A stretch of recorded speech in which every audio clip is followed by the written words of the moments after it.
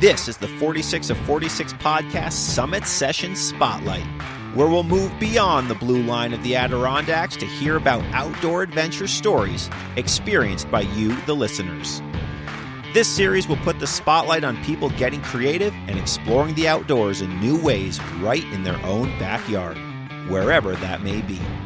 This is the Summit Session Spotlight.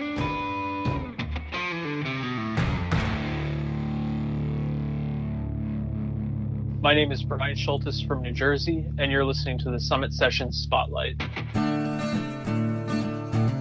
Hello, everyone, and welcome to the newest episode format here on the 46 of 46 podcast. Just when you thought you had me all figured out, I'm going to hit you with a brand new series of episodes. These will be called Summit Session Spotlight. These episodes are designed to highlight incredible outdoor adventure stories had by you, the listeners of the 46 of 46 podcast, demonstrating creative exploration of your own backyards. If you're a listener of 46 of 46, you likely frequent the Adirondack Park and the outdoors paradise that this place truly is. But adventures can be had wherever you live, whether it's this 6 million acre forest preserve where I live, or if you live in a suburban sprawl like on tonight's story. Sometimes you just have to get creative and create your own outdoors experiences.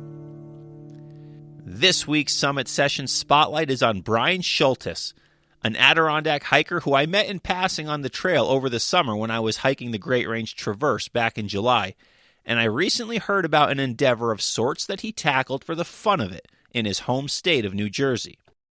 Inspired by the Adirondack 46 High Peaks and the Catskill 35, Brian decided to see what New Jersey has to offer on this front, and he set out to climb all 51 New Jersey mountains over 1,000 feet elevation.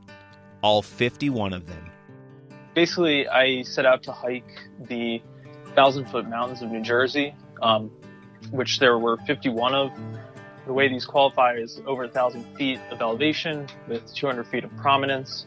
And yeah, I just set out to hike all of them because around last March and April, local travel was encouraged more than going into, say, the Catskills or Adirondacks. So I was just looking for more of an opportunity to explore some of the local recreation around me, as well as some of the other state parks that New Jersey has to offer. In an effort to get out and about and recreate close to home in 2020, Brian found himself looking to explore some places off the beaten path and stumbled upon a website created by some like-minded folks that allowed him to do exactly that, ultimately setting him off on his Garden State adventure.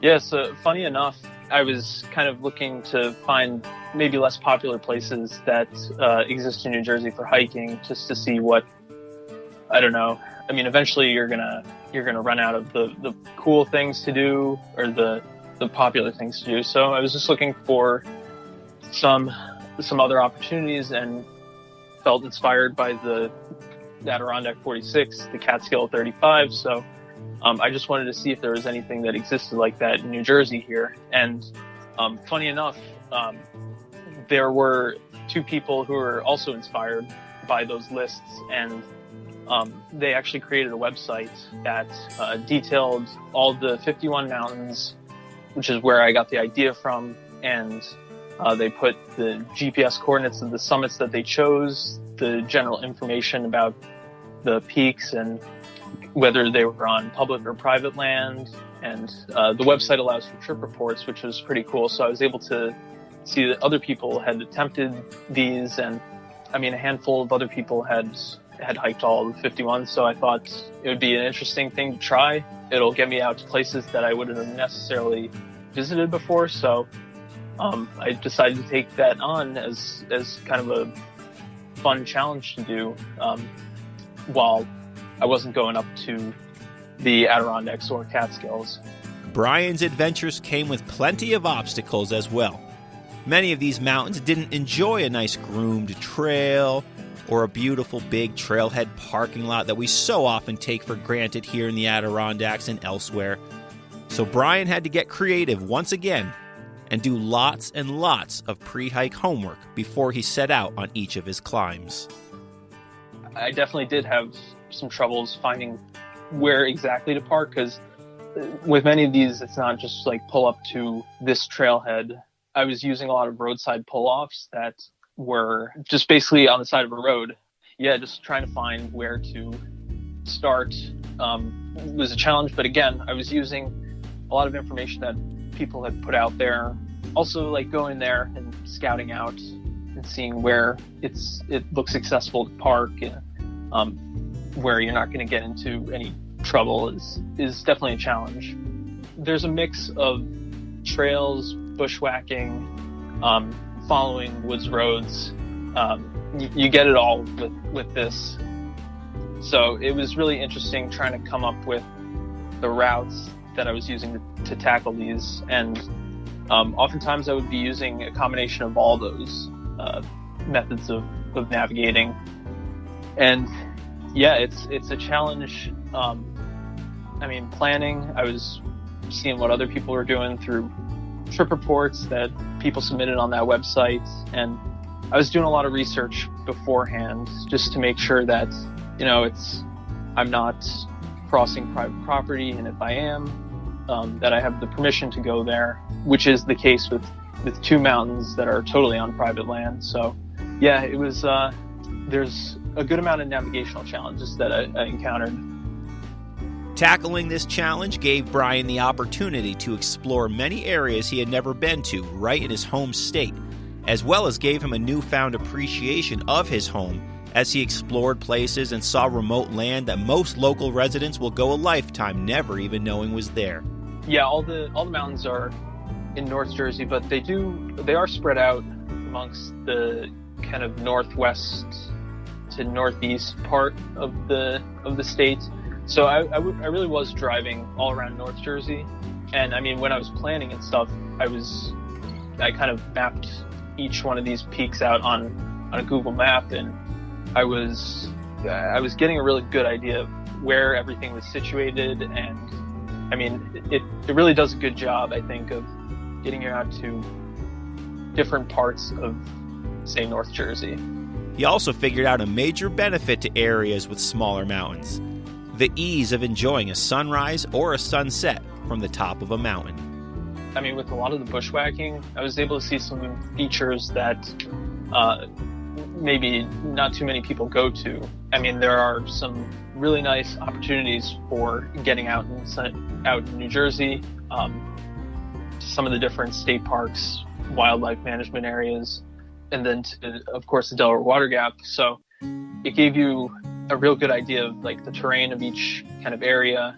One of the fun things about this was views on many of these mountains, or along the trails to many of these mountains. It's real short, so I was doing a lot of sunrise and sunset hikes, which was awesome because it's not like up in the Adirondacks where a view is maybe 2 miles or 3 miles up the trail. It's relatively close to your car, so if you're looking to do sunrise or sunset hike, it's way easier. The views these New Jersey mountains offered did not disappoint and had some major bang for their buck. Ever seen the New York City skyline from the top of a mountain? Brian has. These hikes also brought him views stretching into Pennsylvania and New York State, and he could even see the Catskill Mountains in the distance, all of which could be seen from different summits in New Jersey. I would start off with saying, the Delaware Water Gap, there's a few peaks in that area and along the Kittatinny Ridge, which is also the Appalachian Trail that runs through the state. So a lot of the views along that, you could see the entire ridge from the,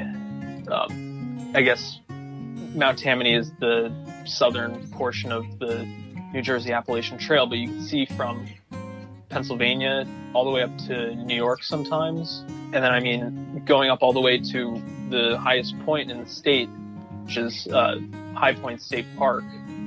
It's around 1,800 feet. Real tall mountains right there, but you can see the Catskills from there. You can see into Pennsylvania.